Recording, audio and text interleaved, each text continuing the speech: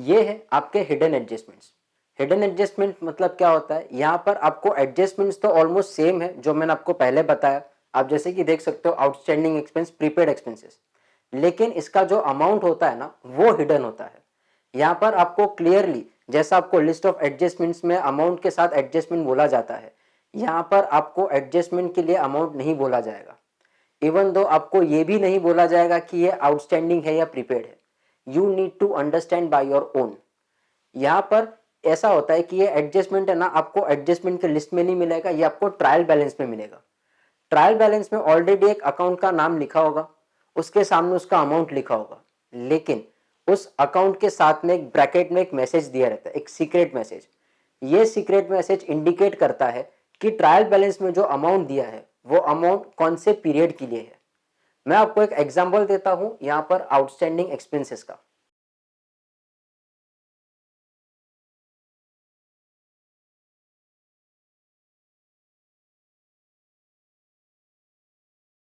ये है आपका एक एग्जांपल। आपको क्या करना है, ट्रायल बैलेंस के डेबिट साइड पे आपको नजर आएगा सैलरीज, जिसका अमाउंट आपको दिया रहेगा 10,000। लेकिन यहां पर आपको एक हिडन एडजस्टमेंट दिया हुआ है, आपको ब्रैकेट में दिया हुआ है फॉर 10 मंथ्स। मतलब सैलरीज जो है वो 10 मंथ्स का पे किया है 10,000। आप जानते हो हमें पूरे साल का अकाउंटिंग करना है, हमें जो एक्सपेंसेस है सैलरी वो पूरे साल का चाहिए, दैट इज फॉर 12 मंथ्स। लेकिन यहां पर जो अमाउंट दिया है वो सिर्फ 10 मंथ्स का है। मतलब 2 मंथ्स का अमाउंट अभी भी पेंडिंग है। इसका मतलब ये होता है कि 2 मंथ्स का सैलरी अभी भी आउटस्टैंडिंग है। यहाँ पर हमें उस अमाउंट को कैलकुलेट करना है कि 2 मंथ्स का अमाउंट कितना होगा। सबसे पहले तो आपको ये समझना था कि ये आउटस्टैंडिंग एक्सपेंस है या प्रीपेड एक्सपेंस है। एक्सपेंसेस आउटस्टैंडिंग है, 12 मंथ्स का एक्सपेंस होना चाहिए था, उसके जगह पे ये 10 मंथ्स का ही दिया हुआ है। तो हमें 2 मंथ्स का आउटस्टैंडिंग एक्सपेंसेस फाइंड आउट करना है। तो मैं यहाँ पर ये 2 मंथ्स का अमाउंट फाइंड आउट कैसे करूंगा, कैलकुलेशन पार्ट है। 10,000 मुझे दिया है फॉर 10 मंथ्स, तो उसको मैं डिवाइड बाई 10 कर देता हूं। अगर इस 10,000 को मैं डिवाइड बाई 10 करता हूं तो मुझे 1 मंथ का आंसर मिलेगा। इस 1 मंथ के आंसर को मैं मल्टीप्लाई करूंगा 2 से। मुझे 2 मंथ्स का आउटस्टैंडिंग अमाउंट चाहिए। अब ये 2 भी कैसे आता है तो मैं ये आपको बता देता हूं। यहां पर आप ब्रैकेट में बता सकते हैं 12 माइनस 10, मतलब 12 मेरा total months in a year है और 10 ये मेरा मंथ्स ऑलरेडी गिवन है। तो मैं उसको माइनस करता हूं तो मुझे आंसर आएगा 2। इस 2 को मैं इससे मल्टीप्लाई करता हूं कैलकुलेशन करके, मुझे यहां पर आंसर आएगा 2000। तो ये 2000 जो है ये आपका एडजस्टमेंट अमाउंट है। This is your outstanding salaries. Outstanding salaries है, आउटस्टैंडिंग एक्सपेंसेस है। इसका दो इफेक्ट आपको पास करना है, ऑलरेडी मैंने आउटस्टैंडिंग एक्सपेंसेस में बता दिया है। पहला इफेक्ट आप इसको सैलरीज में ऐड करोगे, दूसरा इफेक्ट आप लाइबिलिटीज में पोस्ट करोगे।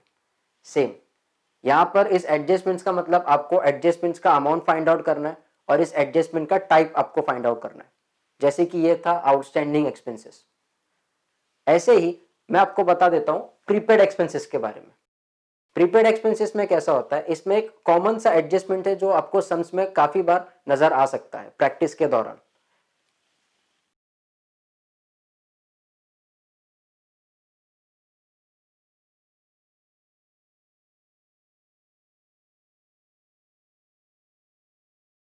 ये एक एग्जांपल है आपको। ट्रायल बैलेंस के डेबिट साइड पे आपको दिया है एडवर्टीजमेंट विच इज फॉर 3,000। मतलब हमने एडवर्टीजमेंट का 3,000 पे किया है, लेकिन आपको एक सीक्रेट मैसेज यहां पर दिया हुआ है, ये जो एडवर्टीजमेंट हमने पे किया है 3,000 दैट इज फॉर 3 years। मतलब ये इंडिकेट क्या करता है, 3,000 rupees is paid for 3 years। 3 साल का अमाउंट है, हमको तो सिर्फ ये एक ही फाइनेंशियल ईयर का अमाउंट चाहिए, ओनली फॉर 1 ईयर। 1 ईयर का अमाउंट चाहिए तो बाकी का जो 2 years का अमाउंट है दैट इज योर प्रीपेड। आप यहां पर देख सकते हो आपको 1 साल से कम का अमाउंट था इसीलिए ये आउटस्टैंडिंग था। यहां पर आपको 1 साल से ज्यादा का अमाउंट पे किया आपने तो ये आपका हो जाएगा प्रीपेड एक्सपेंस। इसका कैलकुलेशन करना बहुत ही सिंपल है। मैं यहां पर प्रीपेड एडवर्टीजमेंट का अमाउंट निकाल देता हूं। 3,000 इज पेड फॉर 3 years। मतलब 3000 को अगर मैं 3 से डिवाइड करता हूं तो मुझे 1 साल का अमाउंट मिलेगा। मुझे यहाँ पर अगर प्रीपेड एडवर्टीजमेंट का एडजस्टमेंट फाइंड आउट करना है, एडजस्टमेंट अमाउंट, तो उस एडजस्टमेंट अमाउंट को मैं मल्टीप्लाई बाय 2 करता हूं, क्योंकि मेरा 3 में से 1 साल करंट ईयर का है, बाकी का जो 2 साल है दैट इज माई प्रीपेड, तो इसको मैं 2 ईयर से मल्टीप्लाई करता हूं। इसका मुझे आंसर आएगा 2000। Again this 2000 is my adjustment amount, ये मेरा प्रीपेड एडवर्टीजमेंट है। इस 2000 को मैं यहां पर 3000 से माइनस करता हूं एडवर्टीजमेंट में से। पहला इफेक्ट जैसा प्रीपेड एक्सपेंसेस का मैंने बताया था, पहला एडवर्टीजमेंट में से मैं 3000 में से इस 2000 को माइनस करता हूं। सेकेंड इफेक्ट इस 2000 का जाएगा बैलेंस शीट असेट साइड पे। तो ये था आपका हिडन एडजस्टमेंट प्रीपेड एडवर्टीजमेंट का। इसका एक और तरीका आता है, एक और टाइप से है ना इसका एडजस्टमेंट आता है, हिडन एडजस्टमेंट, और वो है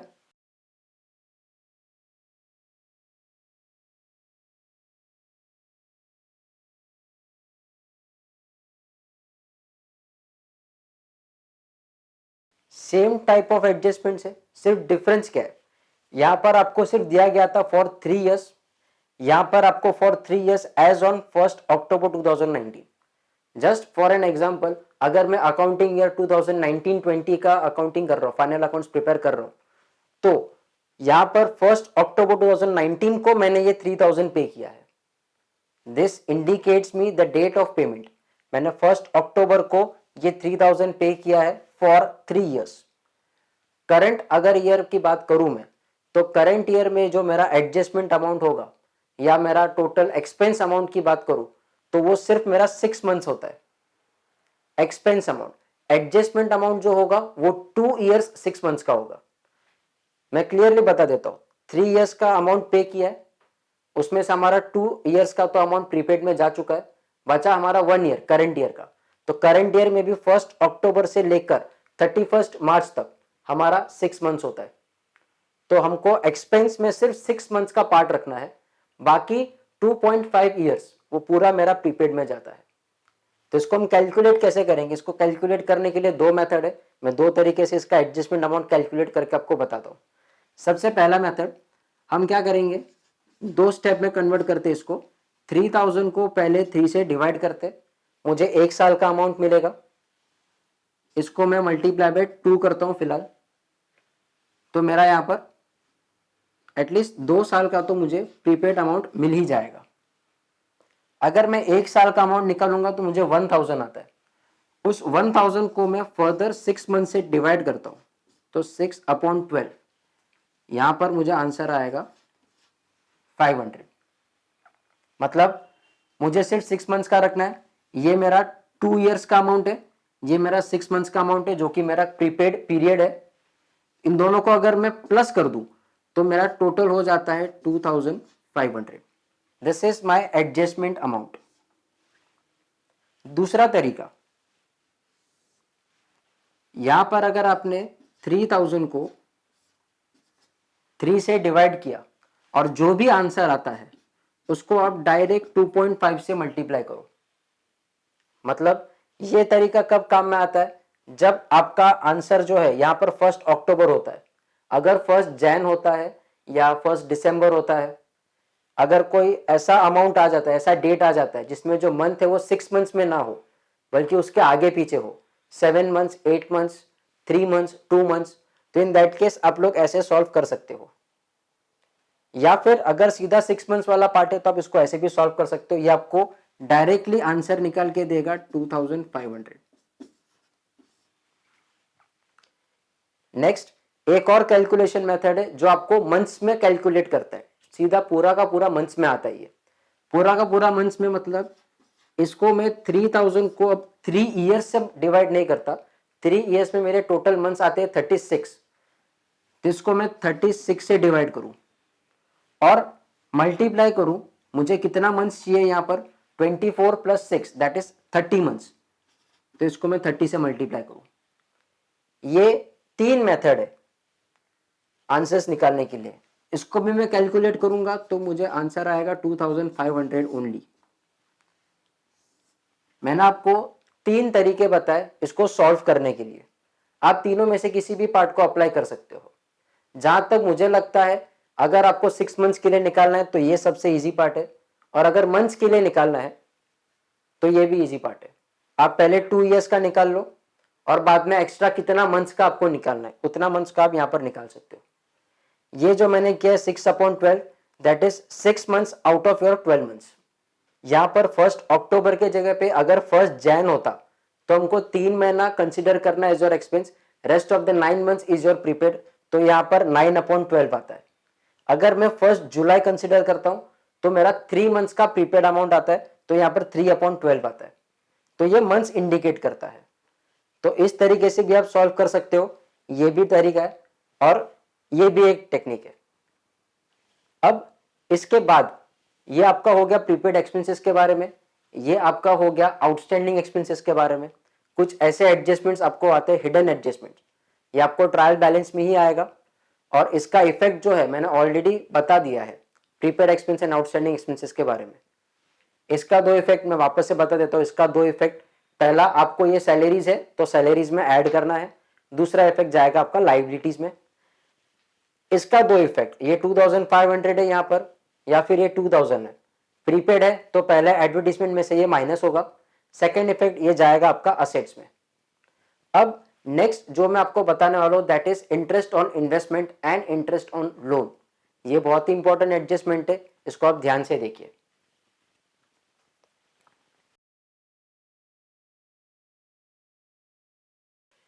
interest on investment, interest on investment के लिए आपको एडजस्टमेंट्स कैसे आएंगे, आपको ट्रायल बैलेंस में कैसे अमाउंट आएगा, कैसे आपको पता चलेगा कि ये हिडन एडजस्टमेंट्स है, मैं आपको बता देता हूँ।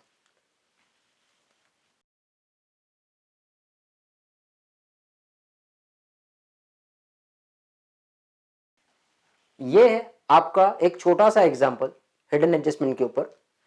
ट्रायल बैलेंस के डेबिट साइड पे आपको दिया है 10% investment which is 1 lakh rupees. Investment आपका असेट्स होता है। अगर सिर्फ इन्वेस्टमेंट लिखा होता तो इसमें कोई हिडन एडजस्टमेंट नहीं था, लेकिन ये आपका हिडन एडजस्टमेंट कैसे आइडेंटिफाई करता है, अगर यहां पर 10% दिया है तो ये 10% का मतलब आपको 10% इंटरेस्ट का रेट है, तो आपको इंटरेस्ट कैलकुलेट करना है। 10% is your rate of interest on investment. तो इस 1 लाख रुपीज पे आपको 10% कैलकुलेट करना है which will be your interest. तो मैं पहले इंटरेस्ट कैलकुलेट कर लेता हूं। इंटरेस्ट का फॉर्मूला आप सबको बहुत अच्छे से पता होगा। 1 लाख का 10% मतलब 10/100। आपका जो इंटरेस्ट अमाउंट है वो आएगा 10,000। 10,000 is your amount of interest, लेकिन ये एडजस्टमेंट अमाउंट है या नहीं, इसके लिए आपको 2 पॉसिबिलिटीज हो सकती है। आपको दोनों पॉसिबिलिटीज को चेक करना है। पॉसिबिलिटीज में क्या क्या आ सकता है, सबसे पहली पॉसिबिलिटीज,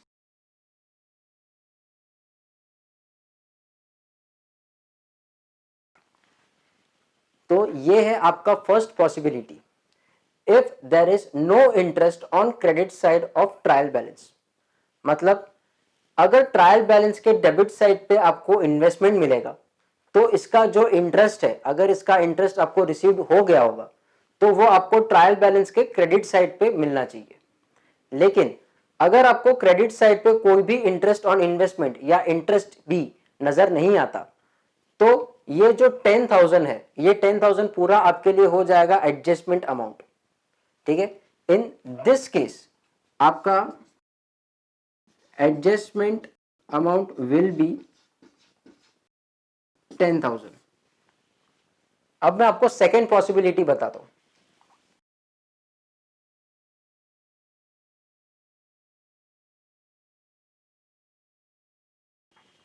तो ये है आपका second possibility, if there is interest on credit side of trial balance for 3,000। मतलब अगर ट्रायल बैलेंस के क्रेडिट साइड पे आपको इंटरेस्ट नजर आता है और उसका अमाउंट दिया हुआ है 3,000, तो यहां पर आपका एडजस्टमेंट अमाउंट क्या होगा, adjustment amount will be 10,000 which is your total interest minus 3,000 which is your interest received already। तो इसमें आपका जो एडजस्टमेंट अमाउंट होगा दैट विल बी योर 7,000। 7,000 आपका होगा एडजस्टमेंट अमाउंट। यहां पर आपका एडजस्टमेंट अमाउंट 10,000 है और यहां पर आपका एडजस्टमेंट अमाउंट 7,000 है। ये एडजस्टमेंट अमाउंट का दो इफेक्ट क्या पास होगा, मैं आपको सबसे पहला इफेक्ट बता देता हूं इसका। फर्स्ट इफेक्ट ये जो भी अमाउंट आउटस्टैंडिंग है इसको आप इंटरेस्ट अक्रूड बोल सकते हो या फिर आप इसको आउटस्टैंडिंग इंटरेस्ट भी बोल सकते हो। इसका सबसे पहला इफेक्ट आपको ऐड करना है, that is add in investment. आपको इन्वेस्टमेंट में इसको ऐड करना है, सबसे पहला इफेक्ट। दूसरा इफेक्ट इसका क्या आएगा, सेकेंड इफेक्ट, ये जो इंटरेस्ट है ये आपका इनकम होता है। इनकम होता है तो ये आपका प्रॉफिट एंड लॉस अकाउंट के क्रेडिट साइड पे जाएगा। या फिर अगर ये वाला अमाउंट होता है तो डायरेक्ट आप इसको क्रेडिट साइड पे पोस्ट कर सकते हो, और अगर ये वाला अमाउंट आता है मतलब ऐसा एडजस्टमेंट आता है तो ऑलरेडी क्रेडिट साइड पे 3,000 का इंटरेस्ट होगा, उसमें आपको ये 7,000 को प्लस करना है। मतलब मैं यहां पे और करके लिख देता हूं, add that is plus in interest in PNL account credit side. मतलब ऑलरेडी इंटरेस्ट जो आपने 3,000 पीएनएल अकाउंट के क्रेडिट साइड पे पोस्ट किया होगा उसमें ये 7,000 वाला पार्ट आप ऐड करोगे। मुझे कैसे भी करके total interest for the current year should be 10,000। मेरा 10,000 जो इंटरेस्ट का अमाउंट था मुझे यही अमाउंट चाहिए। अगर ऐसा 10,000 आता है जिसमें कोई इंटरेस्ट नहीं होगा तो आपको दो इफेक्ट कैसे पास करना है, पहला इफेक्ट इन्वेस्टमेंट में ऐड करना है 10,000, दूसरा इफेक्ट आप पीएनएल अकाउंट के क्रेडिट साइड पे जाके पोस्ट करोगे 10,000। अगर ये 7,000 वाला एडजस्टमेंट आता है मतलब ऑलरेडी इंटरेस्ट दिया हुआ है 3,000, तो हम क्या करेंगे, पहला इफेक्ट इस 7,000 को हम इन्वेस्टमेंट में ऐड करेंगे असेट साइड पे, दूसरा इफेक्ट इस 7,000 को हम इंटरेस्ट ऑलरेडी 3,000 हमने प्रॉफिट एंड लॉस अकाउंट के क्रेडिट साइड पे लिखा होगा वहां पर हम इस इंटरेस्ट को ऐड करेंगे 7,000। तो ये 7,000 का ही दो इफेक्ट होगा, इन्वेस्टमेंट में ऐड होगा और इंटरेस्ट में ऐड होगा, दोनों जगह पे ऐड होगा। तो ये था आपका interest on investment. Hidden adjustment है, हिडन एडजस्टमेंट में ये आपको आइडेंटिफाई करता है कि आपको कितने पीरियड का है। अगर ऐसा वहां पर डेट वगैरह कुछ नहीं दिया है तो ये आपका 10% is your rate of interest. इस रेट ऑफ इंटरेस्ट से आप पहले इंटरेस्ट का अमाउंट निकालो, फिर आप चेक करो कि आपको क्रेडिट साइड पे ट्रायल बैलेंस के क्रेडिट साइड पे इंटरेस्ट दिया है क्या। अगर वो इंटरेस्ट नहीं होगा तो same 10,000 will your adjustment amount, और अगर इंटरेस्ट दिया होगा तो कितना इंटरेस्ट है उसको इस टोटल इंटरेस्ट वाले अमाउंट से माइनस करो तो आपको एडजस्टमेंट अमाउंट मिलेगा। अब इसका एक और तरीका है, मैं आपको एक और तरीका बता देता हूं। ये तो आपका एक एग्जांपल था, ये आपका एक एग्जांपल था। दूसरा एग्जांपल आपको कैसे आता है, थोड़ा सा चेंजेस है, बाकी ऑलमोस्ट सब कुछ सेम है, थोड़ा सा चेंजेस क्या होता है। आपको ट्रायल बैलेंस के डेबिट साइड पे 10% इन्वेस्टमेंट मिलेगा फॉर 1 लाख। डिफरेंस क्या होगा, यहां पर अभी आपको लिखा जाएगा टेकन ऑन 1 अक्टूबर 2019। मतलब यहां पर आपको डिफरेंस सिर्फ कितना है, बाकी पहले में आपको ये डेट मेंशन नहीं किया था, यहां पर आपको परचेज का डेट मेंशन किया है। या तो ऐसा आएगा टेकन ऑन, या तो आएगा एज ऑन, या फिर आएगा परचेज्ड ऑन, सबका मतलब एक ही है। लेकिन यहां पर आपको डेट दिया है फ्रॉम 1 अक्टूबर 2019। मतलब अब ये मुझे इंटरेस्ट तो कैलकुलेट करना ही है, जो कि मेरा आंसर आएगा 10,000, कैलकुलेशन इज द सेम। लेकिन मैं इंटरेस्ट कितने मंथ्स का चार्ज करूंगा, that will be for my 6 months only. मेरा इन्वेस्टमेंट करंट ईयर में 6 मंथ्स के लिए मेरे पास होल्डिंग में था, तो जो मेरा इंटरेस्ट होगा वो भी सिर्फ 6 मंथ्स का होगा। तो यहां पर हम कैसे कैलकुलेट करेंगे,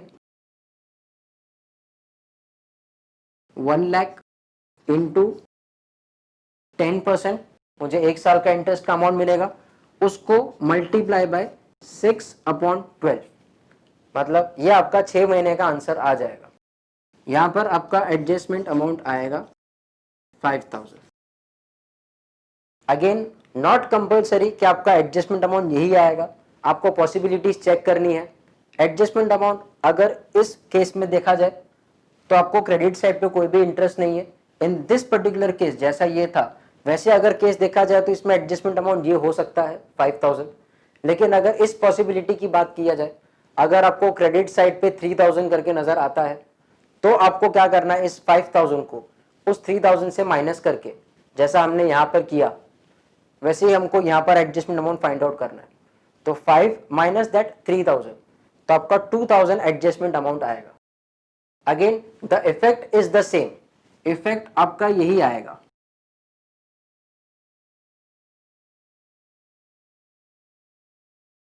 आपका इफेक्ट यही है। फर्स्ट इफेक्ट इन्वेस्टमेंट में ऐड होगा, second effect PNL credit side, या फिर आप उस इंटरेस्ट में ऐड करो। सेम इसी तरह से आपको आएगा इंटरेस्ट ऑन लोन। ये आपका असेट्स और इनकम का पार्ट हो गया, वो आपका लाइबिलिटी और एक्सपेंस का पार्ट होता है। आइए देखते हैं इंटरेस्ट ऑन लोन।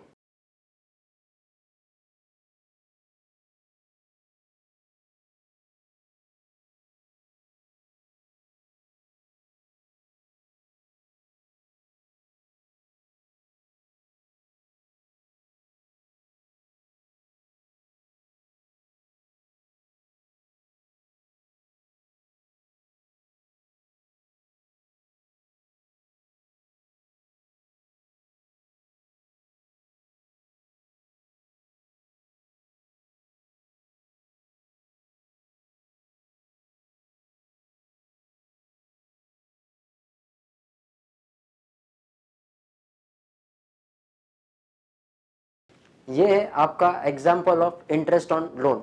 जैसा मैंने आपको बताया इंटरेस्ट ऑन इन्वेस्टमेंट के बारे में, ठीक वैसे ही आपको सॉल्व करना है इंटरेस्ट ऑन लोन।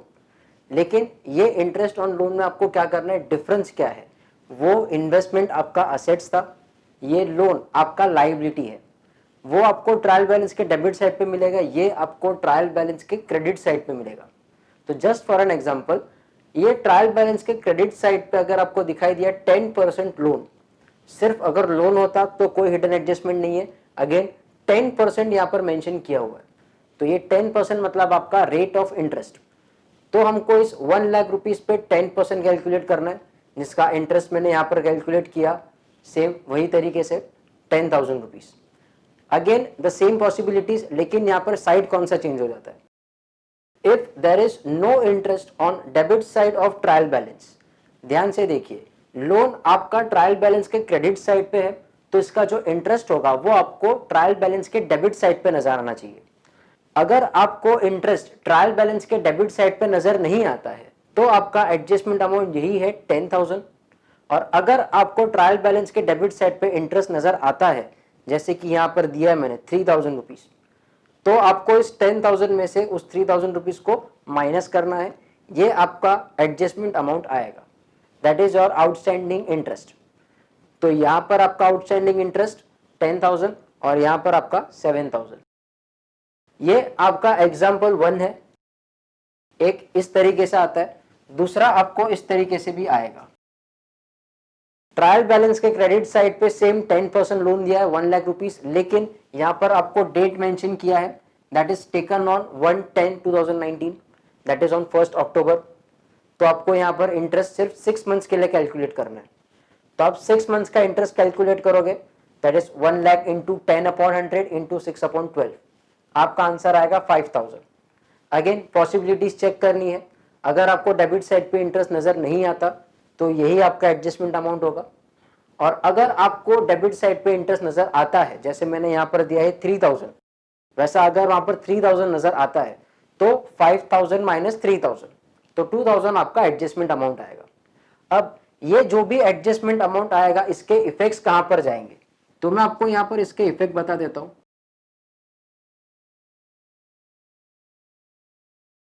आपका फर्स्ट इफेक्ट जो है ये इंटरेस्ट है, तो ये ऐड होगा।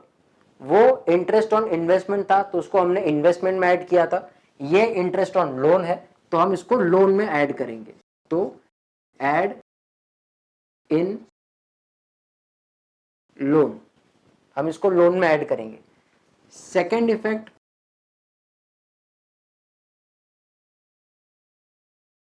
अगेन सेकेंड इफेक्ट, ये हमारे लिए एक्सपेंस होता है, तो ये आपका प्रॉफिट एंड लॉस अकाउंट के डेबिट साइड पे जाएगा। ये आपका प्रॉफिट एंड लॉस अकाउंट के डेबिट साइड पे जाएगा।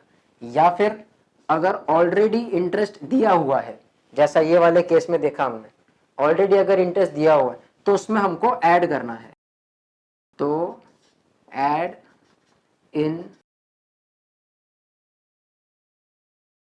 Interest in profit and loss account debit side. तो आपको यहां पर ये ध्यान में रखना है, ये आपका एडजस्टमेंट का दो इफेक्ट। पहला इफेक्ट आपको लोन में ऐड करना है, दूसरा इफेक्ट आपको पीएनएल के डेबिट साइड पे पोस्ट करना है, या फिर ऑलरेडी इंटरेस्ट लिखा होगा तो उसमें ऐड करना है। तो ये था आपका हिडन एडजस्टमेंट।